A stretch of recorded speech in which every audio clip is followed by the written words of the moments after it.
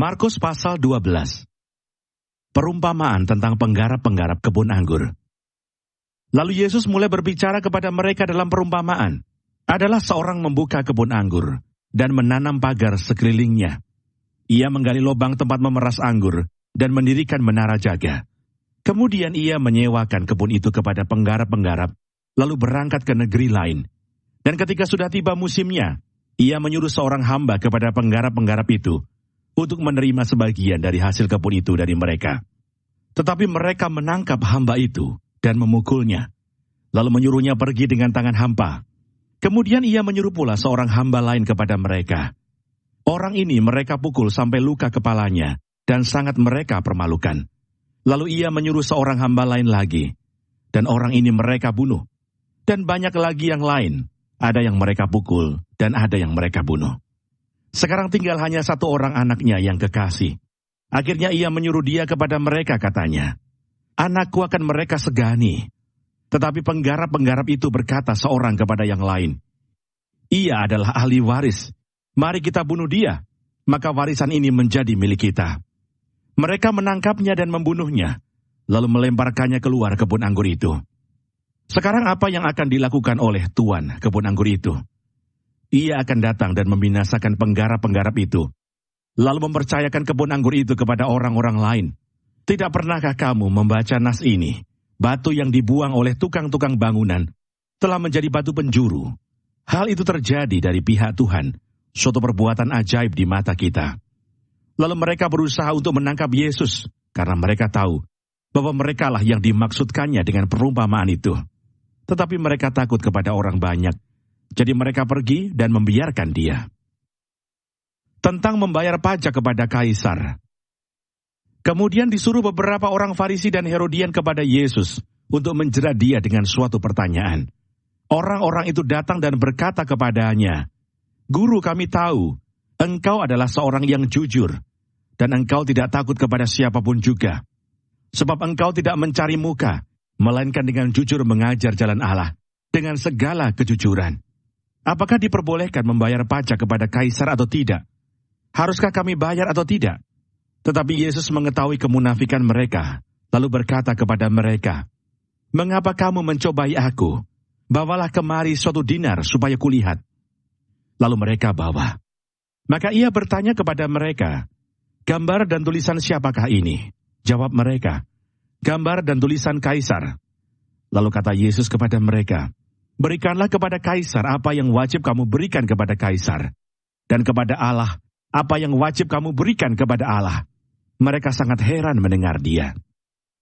Pertanyaan orang Saduki tentang kebangkitan. Datanglah kepada Yesus beberapa orang Saduki yang berpendapat bahwa tidak ada kebangkitan. Mereka bertanya kepadanya, "Guru, Musa menuliskan perintah ini untuk kita. Jika seorang yang mempunyai saudara laki-laki mati dengan meninggalkan seorang istri, tetapi tidak meninggalkan anak, saudaranya harus kawin dengan istrinya itu dan membangkitkan keturunan bagi saudaranya itu. Adalah 7 orang bersaudara. Yang pertama kawin dengan seorang perempuan dan mati dengan tidak meninggalkan keturunan. Lalu yang kedua juga mengawini dia dan mati dengan tidak meninggalkan keturunan. Demikian juga dengan yang ketiga. Dan begitulah seterusnya. Ketujuhnya tidak meninggalkan keturunan.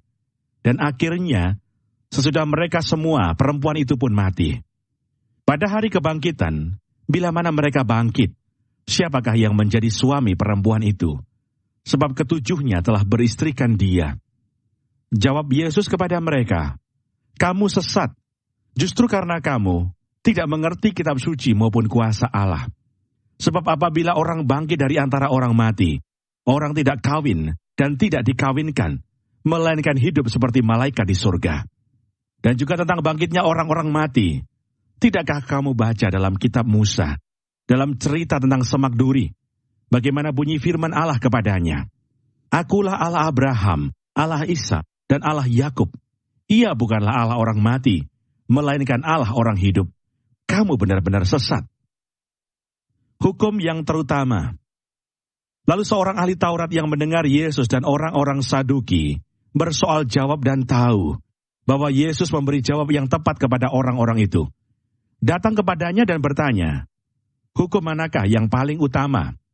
Jawab Yesus, "Hukum yang terutama ialah, dengarlah, hai orang Israel, Tuhan Allah kita, Tuhan itu Esa.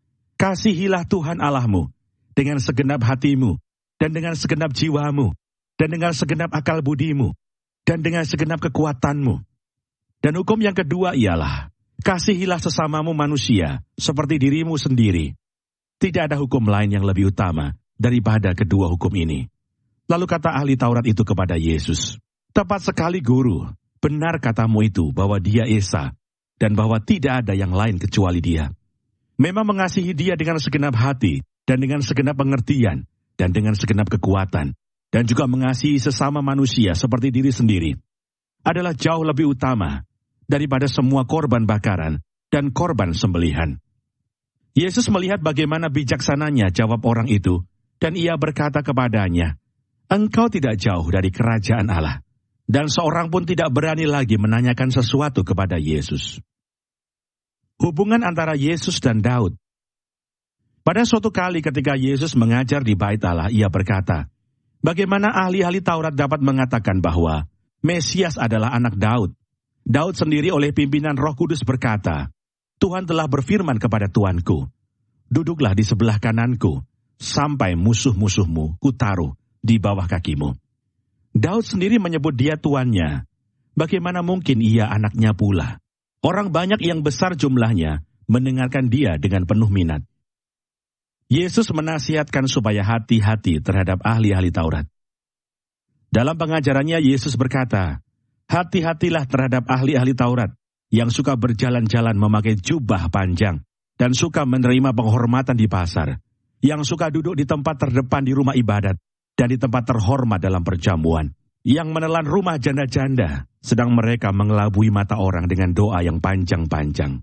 Mereka ini pasti akan menerima hukuman yang lebih berat."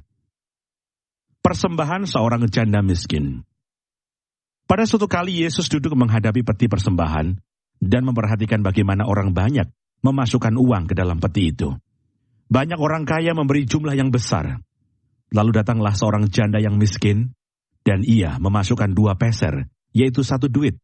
Maka dipanggilnya murid-muridnya dan berkata kepada mereka, "Aku berkata kepadamu, sesungguhnya janda miskin ini memberi lebih banyak daripada semua orang yang memasukkan uang ke dalam peti persembahan. Sebab mereka semua memberi dari kelimpahannya, tetapi janda ini memberi dari kekurangannya, semua yang ada padanya, yaitu seluruh nafkahnya."